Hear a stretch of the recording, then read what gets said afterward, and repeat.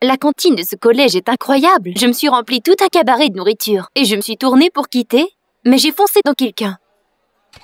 Ça se peut pas. Judy Harrison? Mais elle fait partie de la bande qui a envoyé mon père en prison. Les assiettes se sont fracassées sur le plancher. Tout a commencé ce matin-là quand ma mère a décidé de me reconduire à ma première classe au collège. Nous étions en route quand soudainement la chanson préférée de papa a commencé à jouer. J'étais si triste qu'il ne soit pas avec nous en ce moment. J'ai offert de le visiter. Mais maman s'était opposée, disant qu'elle ne l'avait pas encore pardonné. « T'es sérieuse? Il n'y a rien à pardonner !» Maman était trop dure sur lui. Rancunière, j'ai claqué la porte de la voiture et je me suis dirigée vers le collège. J'ai commencé à penser au fait que ma mère ne me comprenait jamais. Moi et papa partageons les mêmes passe-temps, incluant mon amour pour la technologie. Il est la raison pour laquelle je suis entrée à ce collège. Mais pour 3 ans maintenant, il pourrissait en prison. Et tout cela à cause de Judy Harrison.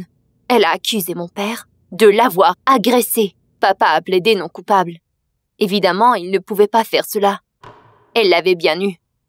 Mais le jury ne le croyait pas. Ils étaient en faveur de Judy, avec ses yeux larmoyants. Et maintenant, papa passerait 10 ans derrière les barreaux. Comment puis-je accepter cela?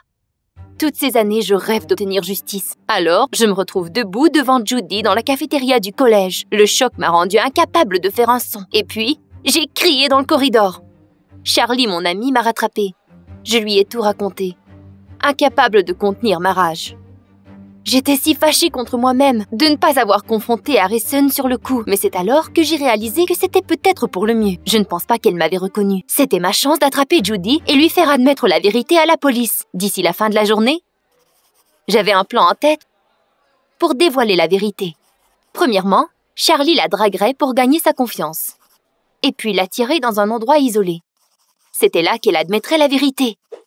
Un site de construction abandonné ferait parfaitement l'affaire. Charlie a refusé. Alors j'ai dû le forcer.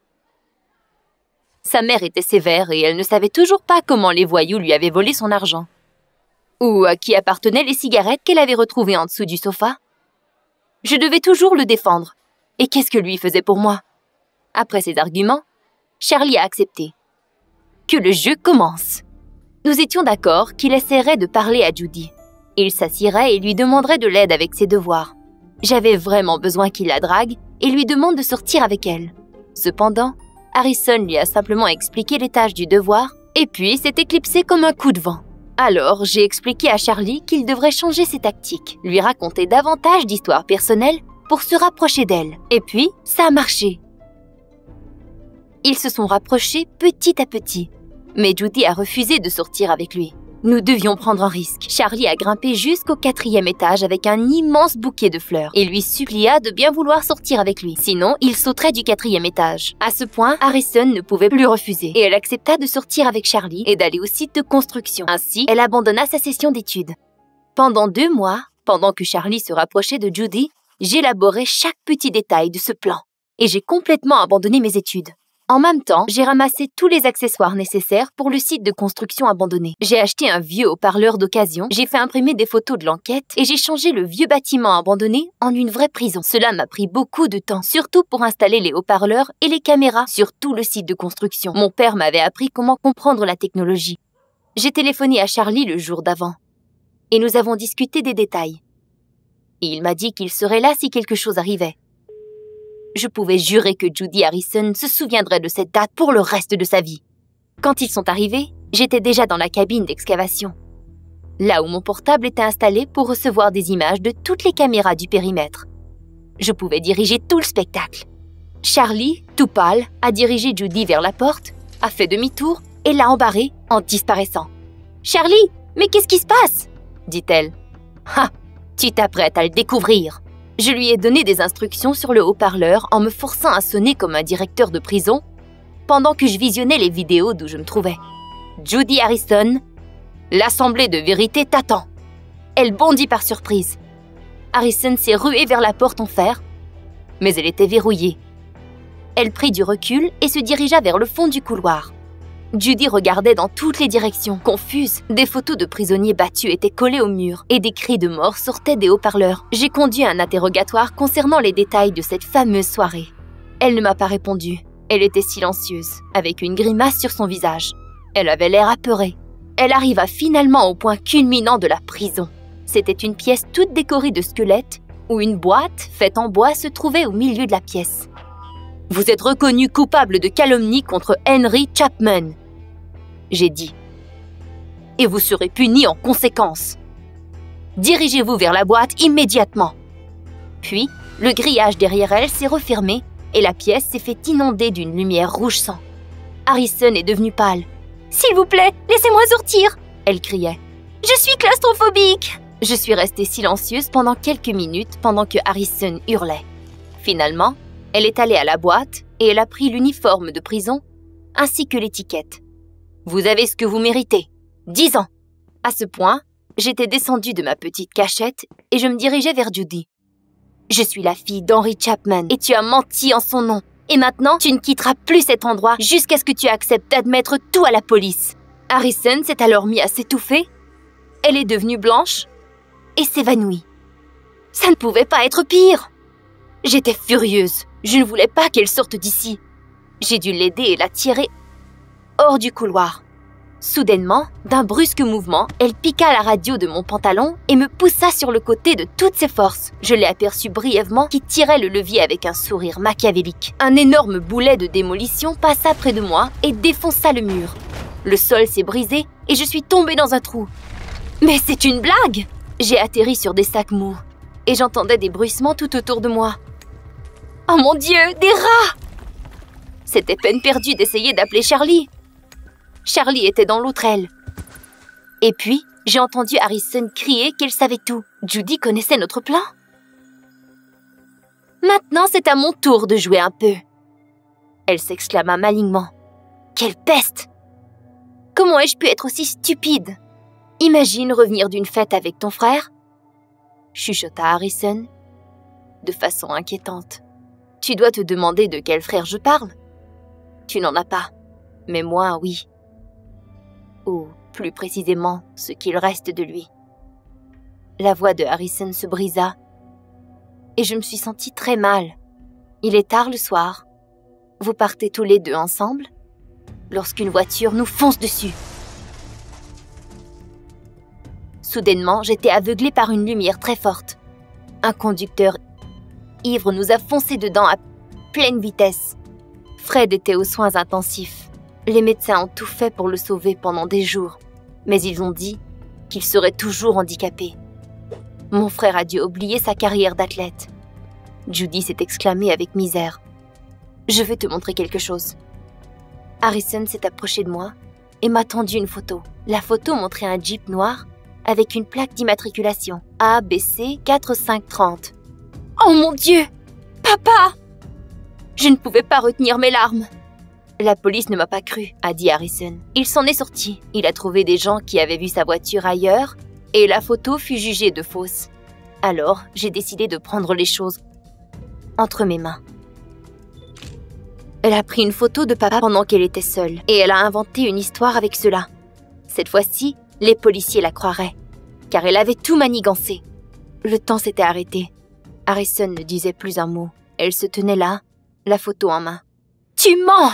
je me suis exclamée, et je lui ai sauté dessus.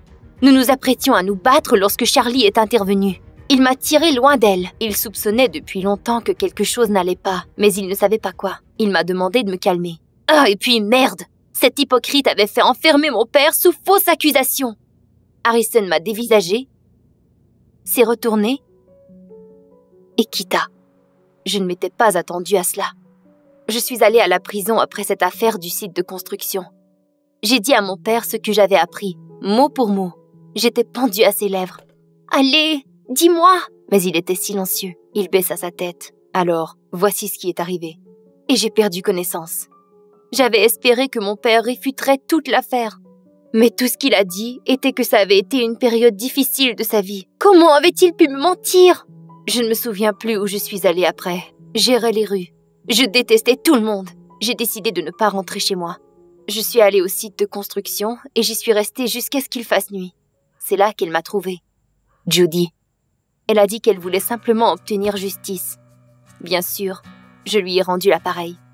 J'étais désolée pour son frère, mais je ne savais pas comment aider. Après la conversation, nous nous sentions toutes les deux mieux. Le jour suivant, je cherchais Charlie. Cependant, au collège, j'ai immédiatement été convoquée au bureau du directeur. Il s'avérait que j'avais coulé le test et qu'à ce rythme, je risquais de perdre ma bourse. J'avais si honte de ma revanche stupide. J'avais abandonné mes études. Je me sentais mal pour Charlie. J'ai remarqué qu'il aimait bien Harrison, mais il était déchiré entre nous deux.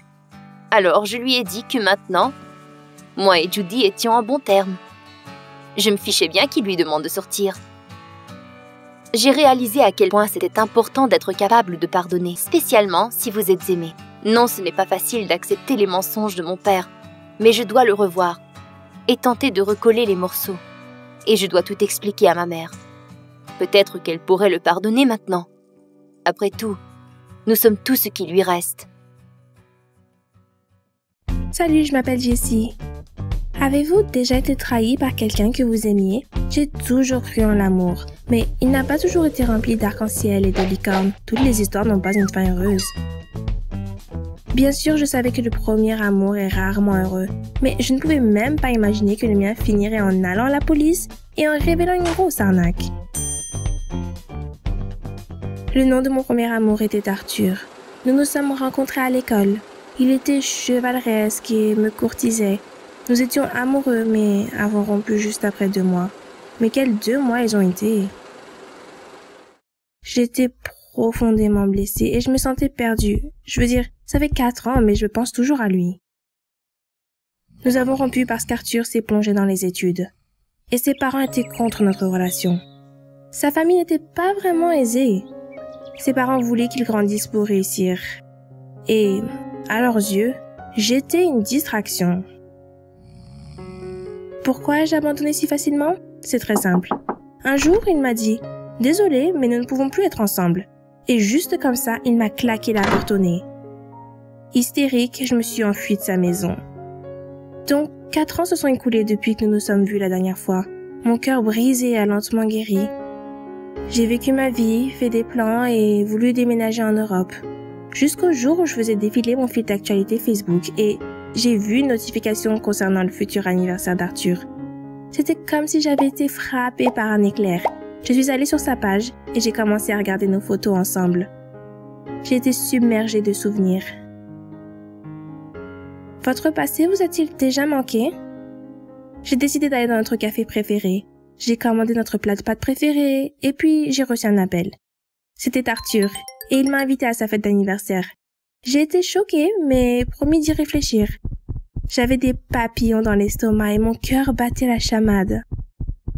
Arthur a dit qu'il était bien plus mature maintenant, a réalisé ses erreurs et souhaite arranger les choses. J'étais d'accord car j'avais toujours des sentiments pour lui et je voulais vraiment le revoir. Mais bien sûr, j'avais peur qu'il puisse me blesser à nouveau.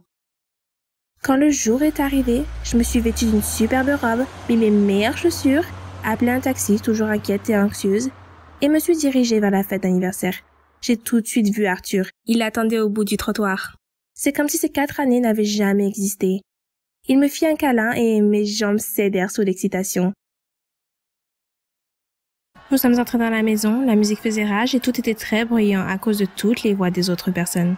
J'ai regardé la foule et me sentais mal à l'aise, mais Arthur a fait un effort pour que je me sente chez moi. Il m'a câlinée et m'a demandé d'entrer dans sa chambre pour que nous puissions parler. Arthur me parlait de sa vie sans moi. Selon ses mots, c'était une période difficile. Ses parents ont exigé qu'il ait un 16 de moyenne afin qu'il puisse obtenir une bourse. Il a dit qu'il a pu entrer à l'université et a même ouvert sa propre petite entreprise. Et qu'il pensait à moi tout ce temps. Et maintenant que ses objectifs sont atteints, il ne peut plus attendre d'être avec moi. Nous avons discuté pendant un moment de la façon dont nous avions changé pendant cette période, puis nous nous sommes retournés à la fête. Je n'arrêtais pas d'intercepter son regard rempli d'admiration sur moi. Pour la première fois depuis longtemps, j'étais enfin vraiment heureuse. Après la fête, nous avons continué à nous voir, et après une semaine, Arthur a proposé de rendre notre relation officielle. Ses parents n'interféraient plus, et puis l'université était terminée. Au début, je ne voulais pas parler à mes parents de ma relation avec Arthur. J'avais peur qu'ils soient contrariés. Ils pouvaient clairement se rappeler comment j'étais, à quel point mon état d'esprit était brisé. Nous nous amusions enfin, et puis une fois, nous avons fait du shopping ensemble. Arthur m'a emmené au comptoir à bijoux et m'a proposé d'essayer une bague et des boucles d'oreilles. J'ai mis la première bague que j'ai vue à mon doigt, quand tout à coup Arthur me demanda « Veux-tu m'épouser ?» Bien sûr que j'ai dit oui. Je devais maintenant le dire à mes parents. Dire qu'ils ont été choqués par ce retournement de situation, c'est peu dire, mais ils ont dû l'accepter rapidement. Après un certain temps, cependant, Arthur a changé. J'étais nerveuse et je pensais que c'était de ma faute. Je l'ai supplié de me dire ce qui n'allait pas. Il s'est avéré que son entreprise a fait faillite et qu'il avait besoin d'un investisseur le plus tôt possible. J'ai découvert tous les détails et j'en ai parlé avec lui. Et je lui ai dit tout de suite que je lui offrirais mon aide. L'aide de mon père, pour être exact. J'ai supplié mon père de lui donner de l'argent. J'ai dit qu'Arthur avait des problèmes et qu'il avait un besoin urgent d'une grosse somme d'argent. Il rembourserait tout dès qu'il en aurait l'occasion. Arthur se mit directement en mode travail. Il faisait des calculs compliqués et était toujours occupé à travailler. Même pendant que nous nous endormions l'un à côté de l'autre. Arthur se parlait à lui-même de choses en rapport avec son entreprise. Je me sentais un peu mal à l'aise. Mon père a accepté de lui donner de l'argent. Cette même nuit, nous avons transféré l'intégralité de la somme. Mon père s'est finalement calmé et a suggéré que nous organisions un dîner de célébration en l'honneur de nos fiançailles et pour renforcer leur relation. Il voulait en savoir plus sur Arthur. Pendant cette soirée, papa et Arthur se moquaient l'un de l'autre toute la nuit. Je les regardais, mon cœur était rempli de joie. Je pensais qu'ils avaient vraiment bien accroché. Un peu plus tard, ils ont été rejoints par le partenaire commercial de mon père. L'oncle Franck s'est arrêté pour donner des papiers à mon père. Mon père l'a toujours traité comme un frère et une partie de notre famille. Aussi longtemps que je m'en souvienne, je l'ai toujours aimé comme un oncle depuis que je le connaissais. C'est pourquoi papa lui demanda de rester. Il est parti plus tard cette nuit-là. Je suis allée me coucher dans ma propre chambre. Mais plus tard, j'ai décidé de jeter un coup d'œil à Arthur pour savoir comment s'était passée la soirée, mais il n'était pas dans sa chambre d'amis. Je n'ai pas vraiment fait attention à ce détail et je suis retournée me coucher. Arthur est parti le matin, mais dans l'après-midi, mon père, fou de rage, prit d'assaut ma chambre. Je n'ai jamais vu aussi en colère. Il a dit que le coffre-fort de sa chambre avait été cambriolé. L'argent qui était censé donner aujourd'hui à son partenaire avait disparu. Bien sûr, papa accuse Arthur. Je n'ai pas pu dire un mot quand papa est sorti de ma chambre et a appelé la police. La police fouilla longtemps la maison, puis ils m'ont interrogé pendant un moment. Je ne pouvais pas dénoncer Arthur, même si je soupçonnais aussi que c'était lui. Je ne savais pas quoi faire, alors j'ai dit qu'il avait passé toute la nuit avec moi et n'avait quitté ma chambre que tôt le matin. Je me sentais mal. Comment pouvais-je être aussi bête? J'ai encore cru Arthur. Comment pouvait-il être un criminel? Je ne pouvais tout simplement pas y croire. Je me suis dirigée directement chez Arthur et je voulais tout savoir. Il arrosait des fleurs dans la cour, il avait un grand sourire aux lèvres et semblait ravi.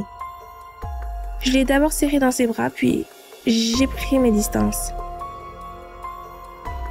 Il me demanda de l'attendre à l'intérieur. Quand je me suis assise sur le canapé du salon, j'ai senti qu'il y avait quelque chose sous moi. J'ai cherché avec ma main sous le canapé. Nerveusement, j'ai sorti un sac rempli d'argent. J'étais choquée, malgré certains de mes soupçons. Je sentais la sueur collante sur mon front. Mes mains tremblaient, ma tête tournait. Argent? Arthur? C'était donc lui? J'étais vide à l'intérieur. J'ai continué à me repasser des photos de nous ensemble dans ma tête. Et je ne pouvais pas y croire. Ça ne pouvait pas être vrai, n'est-ce pas? J'ai appelé la police et j'ai dit qu'Arthur était le voleur. Ce fut la décision la plus difficile de ma vie. J'ai admis être amoureuse d'un trou du cul et me suis dit que je ne devais pas le cacher. La police est arrivée au moment même où Arthur entra dans la maison. Il était pour le moins stupéfait. Il m'a regardé et a continué à me demander ce qui se passait. Je ne pouvais même pas le regarder dans les yeux. J'étais en colère de lui avoir accordé ma confiance. La police emmena Arthur et l'argent et j'ai appelé mon père, sanglotant au téléphone. J'avoua que j'avais menti à lui et à la police l'année dernière. Arthur fut libéré quelques jours plus tard.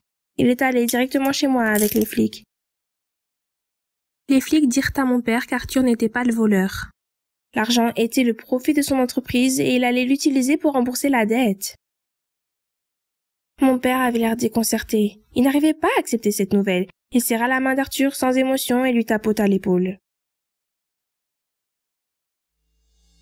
Il s'est avéré que le partenaire de papa avait volé l'argent. Ça faisait 10 ans qu'il le faisait. Je me souviens que papa avait dit que quelqu'un proche de lui volait son argent durement gagné. La police l'a attrapé par hasard.